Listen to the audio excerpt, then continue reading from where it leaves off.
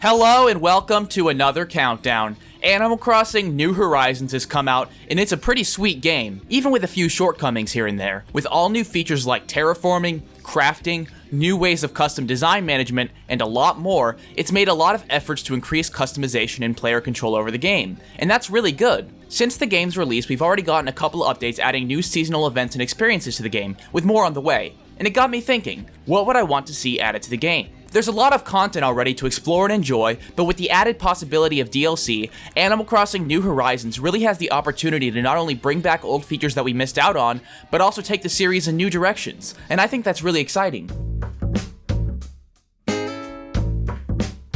When the game was first being revealed, one of the first things I took note of was the new designs for fruits. It kinda stood out to me. The new apples looked like a fusion of the traditional cartoony apple and the perfect apple from New Leaf. It kept the basic colors of the normal apple, but it added some photorealism from the perfect apple. I probably should have seen it coming that they were getting rid of perfect fruit, which to me is a shame. Perfect fruits are one of my favorite ways of making bells in Animal Crossing New Leaf. Although turnips were a lot more effective for making bells quickly, I enjoyed making parts of my town dedicated to growing perfect apple trees because it was a lot more relaxing to me than juggling turnips with all the stress of the stock market. It was also more strangely intimate. It felt like the perfect fruit of my town was my town's thing, and other people's towns had their own separate thing. I don't know. Selling your native fruit in other towns is generally just an early game bell making strategy, and I don't usually bother shaking my fruit trees anymore, even after just a couple weeks of the game. I would also like to see more of the island fruits make a return. Fruits like lychees, durians, and lemons gave the island in New Leaf a bit more of an identity of its own. I think this would be easy to implement as well. All you'd theoretically have to do is make the mystery islands randomly generate these fruits. I think that would make the mystery islands feel a lot more exotic and less like just a small version of the normal islands. After all, I'm not much of a coconut guy. I've always preferred bananas.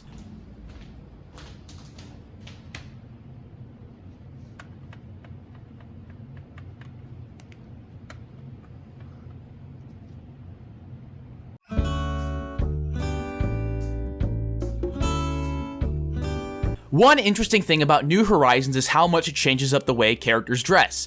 Clothing looks a lot more detailed now, and the amount of options for individually colored clothes and custom design clothes has increased significantly. This is great. The same goes for furniture. There's a lot more room for customization, and the introduction of carpets really helps make individual rooms pop. The furniture we have is also a lot more polished and looks great in HD. It's a shame that in the process we lost so many staple furniture series from the previous games, like the Kitty series, Modern series, and Exotic series. Same goes for clothes. The catalog has generally taken a loss in numbers. Now, of course, in New Horizons' defense, we have way more ways to customize what we do have, so it's not completely fair to compare the numbers between New Horizons and previous games, but I still do want to see more furniture, both old and new, be added to the game in patches either through DIY recipes or being added to Timmy and Tommy's cycle. Also, bring back gyroids.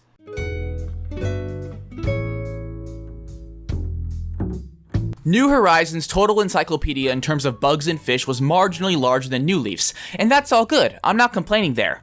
However, diving has been completely removed from the game, and that's a huge shame, and I want it back. That would be cool. I'll admit that diving in New Leaf was a bit bare bones, but in a game that's literally about being in the middle of the ocean on an island, you'd think this would be the time to really flesh out diving as a game mechanic. But, unfortunately, we were not so lucky. I have a fascination with deep-sea creatures in general. They freak me out in the best way with how non-human they are, and learning about deep-sea creatures through Animal Crossing is a very fun experience, especially all the creepy crabs and how much they squirm. I find that enjoyable. I've pretty much accepted the reality, though, that diving isn't going to return. If we were lucky enough that they would actually bring it back, they'd probably have to completely rework the in-game maps from the ground up. They would have to implement a barrier, water physics, and somehow apply all these new mechanics to already existing towns. The only way I could see that happening is if the game gets a Welcome Amiibo style expansion, and they lock diving behind some sort of paywall, but even then, that's wishful thinking.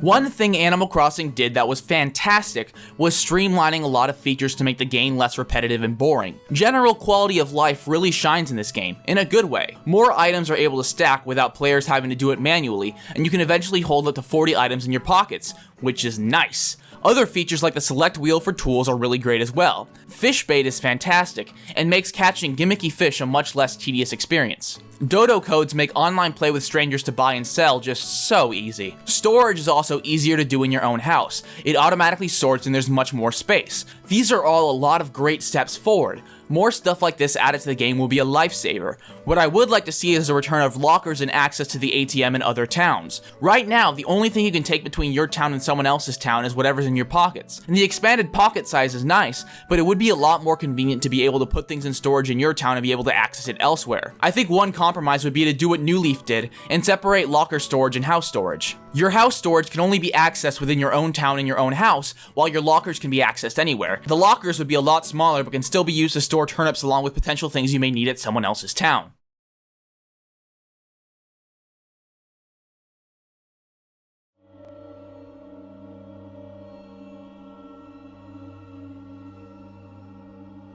Did you do it? Yes. What did it cost? Everything.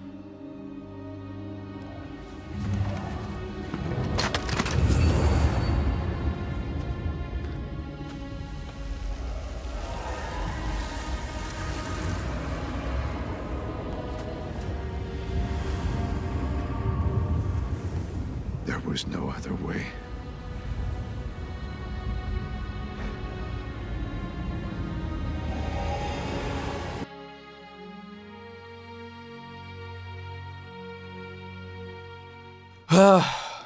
I've tried to be positive in this video, because I really like Animal Crossing New Horizons a lot. And even though this video is highlighting things I want to see improved or added to the game, mostly things that I feel are missing, I don't want you guys to get the impression that I dislike the game. I like it a lot, and you can safely assume it will land high on my games I played in 2020 list. Most of the things I've brought up here aren't a big deal. Diving isn't a big deal, and neither is being able to grow lemons in my town.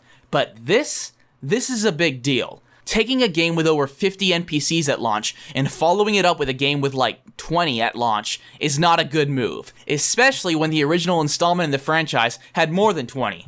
Like, that's insane.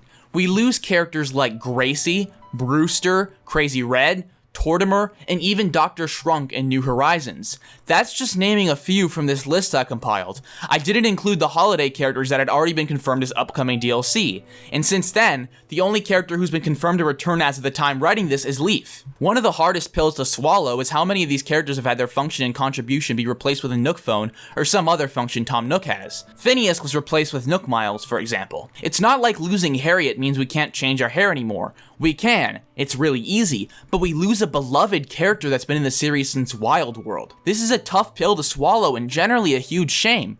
And the worst thing is, I can't think of a way to implement characters like Phineas or the alpacas. What can they do now? Timmy and Tommy now can just buy things from you regularly again, and Cyrus has been replaced with a customization kit.